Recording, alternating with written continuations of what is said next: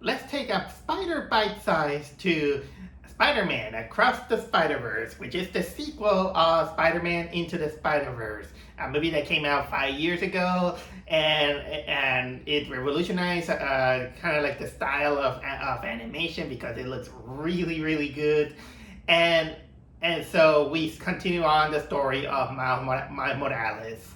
And as you can see, I'm not exactly a big fan of second banana characters, so this is why I'm not exactly the biggest fan of Miles Morales. I'm still kind of like a Peter Parker kind of guy.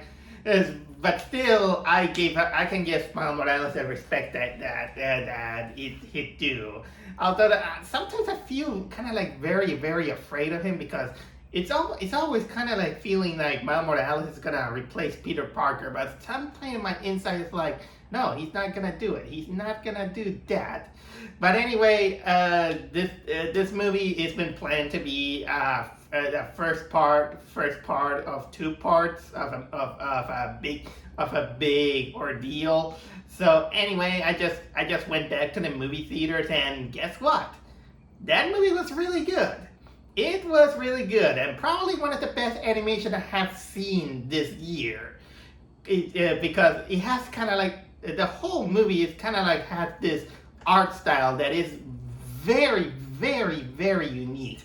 It's really good. It's really stylized. Somehow that put the top notch graphic design in almost every single aspect. So much that you can freeze frame almost everything, and you can see how much they put a lot of effort into the animation style, which is really really stunning. But at the same time, can be a little bit distracting. If I could give it a minus to this movie, because it's been overhyped as hell, saying that wow, this is the greatest and everything. I'm kind of like the guy who doesn't like to overhype things. So I kind of warn you that this movie has so much graphic design and a lot of movement in its art style that it can get very distracting, or sometimes it can hurt your eyes a little bit. No joke. When the movie ended, I felt like my eyes had to make exercise again because it was hurting as hell. It hurt a little bit, uh, so I had to be this is kind of like a little bit, you have to be a little bit careful with these kind of animation when they go all out crazy with the art design. I mean, it's awesome. It's really good. And even when they have kind of like different style of Spider-Mans, and they have kind of their own art style. I mean, hell, there's even a moment in which they visit the Lego Spider-Man world in this one.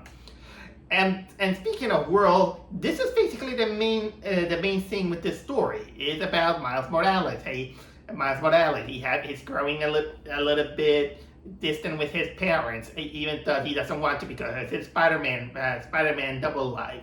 And then he gets visited by Gwen Stacy, his crush from another dimension from the last movie, and he realizes that there is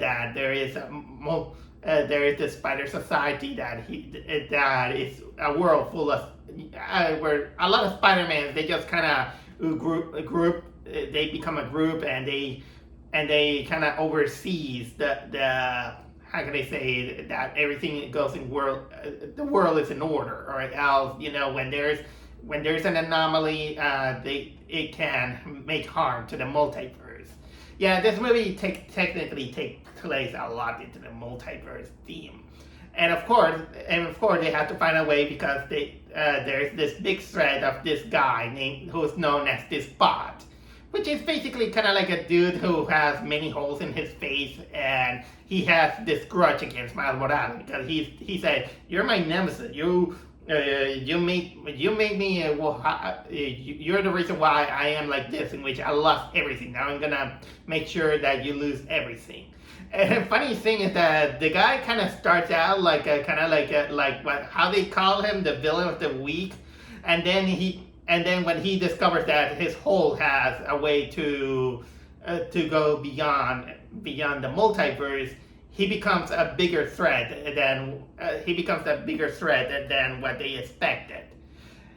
So, and so basically he becomes this threat, and then Miles Morales, while trying to stop him, he basically rescues Indian Spider-Man's a character from the Indian Spider-Man universe, uh, and then basically apparently he breaks canon, which is basically that he doesn't need he basically destroys things that it should have been, or because if how can I say it's something, how can I say that it kind of feels like a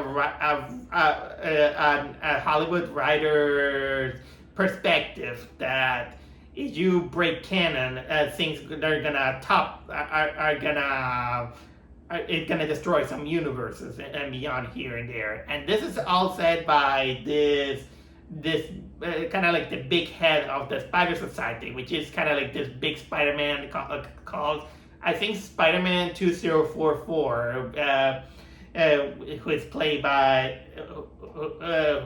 his real name is Miguel O'Hara or something like that.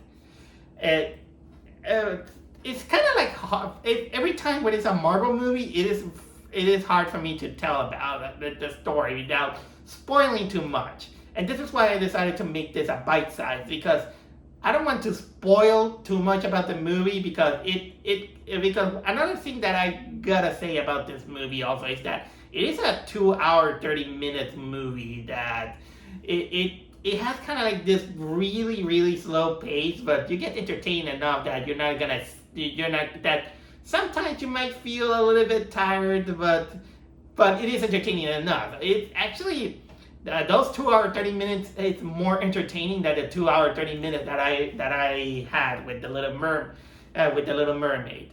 But still, since this is our first part of two movies, you feel like that this whole movie is just a big giant build up with some elements that they do, that they have some iconic clashes here and there. You saw most of the things on the trailer. It still keeps you entertained. And again, the graphic designs are really awesome.